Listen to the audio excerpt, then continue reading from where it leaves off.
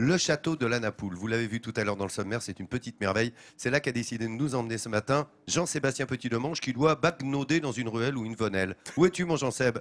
Oh, je suis pas très loin. Je bagnode parce que dès qu'il y a une vue derrière, dès que je vois la mer, je suis heureux. Et justement, on va aller au bord de la mer. On était hier dans la vallée de la Siagne. On va aller justement à l'embouchure de cette Siagne, de ce fleuve côtier qui fait 44 kilomètres de long.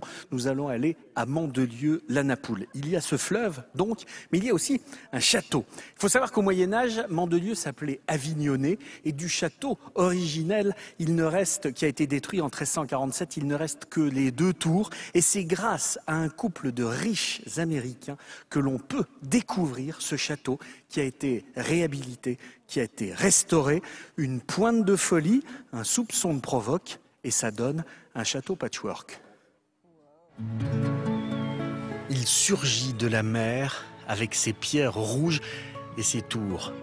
Le château de la Napoule, les pieds dans l'eau, est entouré de magnifiques jardins aux senteurs bien provençales. Détruit et reconstruit à plusieurs reprises au fil de l'histoire, il a été rebâti dans sa forme actuelle au milieu du 19e. Alors l'histoire du château de la Napoule, elle remonte à très longtemps, puisque le premier édifice qui a été bâti ici, c'était une forteresse médiévale qui avait a priori 4 tours et des gros murs, donc qui était typiquement un lieu défensif, qui a été construit par les comtes de Villeneuve. Et ce château, il a été debout pendant plusieurs siècles. Et ensuite, il a subi des dommages, la Révolution française, et il a été laissé en ruine avec le parc, le mur d'enceinte à moitié effondré. Et il y a seulement 2 tours qu'on peut voir encore aujourd'hui qui sont restées debout. C'est en 1918 qu'un couple d'artistes et de mécènes américains achète les ruines de la forteresse et décide de la reconstruire. Fils d'un très riche banquier new-yorkais, Henry Clouse est sculpteur. Son épouse, Marie, est architecte, paysagiste et musicienne. À cette époque, le couple vit un rêve éveillé à la Napoule. Main dans la main, il redonne vie à ce château. Marie dirige le chantier de restauration qui dure près de 20 ans, pendant qu'Henri peuple les lieux de sculptures originales, de personnages cocasses et d'animaux fantastiques qui confèrent à ce lieu son atmosphère si particulière, à l'image de cette galerie de colonnes où le sculpteur réinterprète l'art médiéval. Donc c'est un Américain, il ne faut pas l'oublier, donc on retrouve plutôt des influences précolombiennes dans ce travail. Et puis il a réinterprété ça, donc pas du tout dans la thématique effrayante qu'on peut trouver au Moyen-Âge, mais par contre le côté loufoque, des petits animaux qui font penser à des animaux mais sans qu'on puisse réellement les identifier. Côté monstre un peu imaginaire. Il appelait ça lui-même le monde étrange d'Henri Clouse. Et dans ce monde étrange, Marie Clouse dessine les 4 jardins qui entourent le château. Des espaces classiques, comme cette allée, typiquement à la française, mais aussi des endroits plus secrets et plus intimes. Les différentes constructions qui parsèment le jardin sont aujourd'hui, tout comme le château lui-même, inscrites aux monuments historiques. À l'intérieur du château, les Clouse continuent de créer un univers féerique et laissent leur empreinte un peu partout. Ces monogrammes, le M de Marie et le H d'Henri entrelacés symbolisent leur collaboration et leur amour. Et dans cette salle à manger, entièrement voûtée, le couple s'est librement inspiré d'une nef d'église.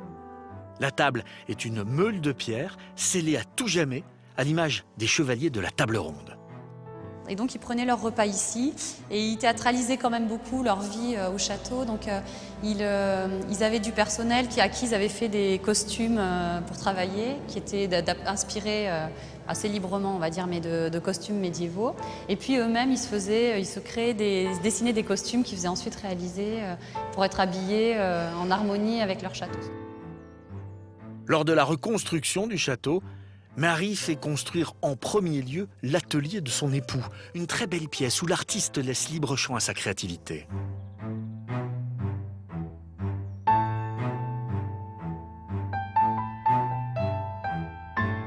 On retrouve à peu près toute la collection des œuvres d'Henri Clouz, puisque quasiment rien n'a été vendu de son vivant. Et donc aujourd'hui, finalement, c'est en faisant la visite du musée qu'on découvre cette collection qui est restée un peu secrète comme ça. Ici se dévoile le parcours artistique d'Henri Clouz. De ses premières œuvres classiques réalisées à New York jusqu'aux personnages fantastiques qu'il a créés au château de la Napoule. Éclectique, fantastique ou classique, la visite du musée du château ne laisse jamais les visiteurs indifférents.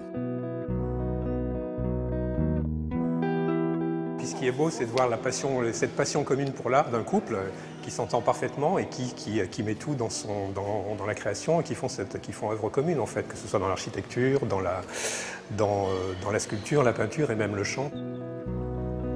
Le couple Clouz réside pour toujours au château de la Napoule. Leur tombeau se trouve juste en dessous de cette tour. Par peur d'être séparés par la mort, ils ont même construit une pièce inaccessible au sommet afin que leur esprit libre puisse se retrouver un jour.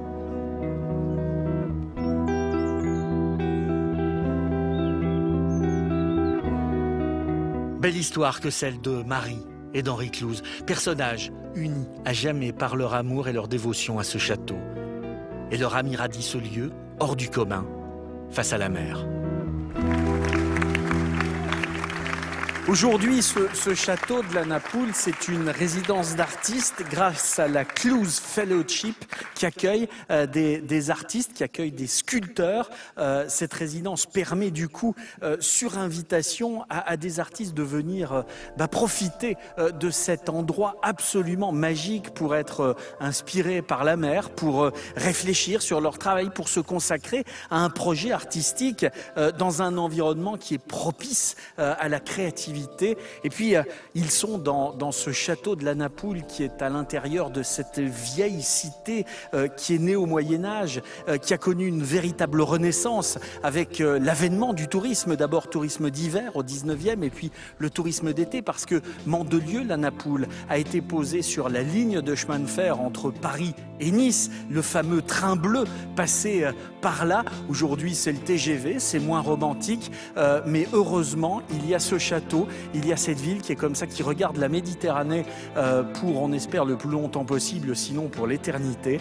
Et il y a des endroits comme ça qui sont assez bénis des dieux. Et le château de la Napoule en fait partie.